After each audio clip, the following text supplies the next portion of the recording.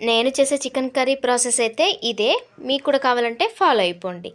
First అయితే ఎంత కావాలో అంత ఆయిల్ అయితే పోసుకోండి. తర్వాత కట్ చేసిన పచ్చిమిర్చి, ఆనియన్, కరివేపాకు ఒకేసారి వేసుకోండి. No problem. ఇలా అయినా వేసుకోవచ్చు.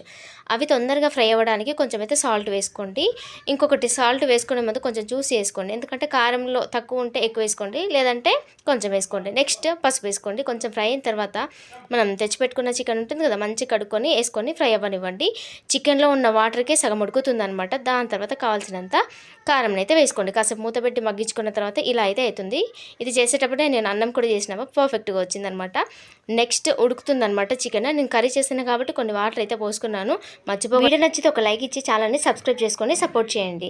నెక్స్ట్ మనం పోసిన వాటర్ కొంచెం ఇంకిపోయిన తర్వాత మనం దంచి పెట్టుకున్న మసాలా ఉంది కదా, నేనైతే ఫ్రెష్గానే దంచుకుంటాను. అది వేసి కాసేపు ఉంచిన తర్వాత పుదీనాను కూడా వేసుకోండి. ఫ్లేవర్ మాత్రం బాగుంటుంది, మర్చిపోకండి.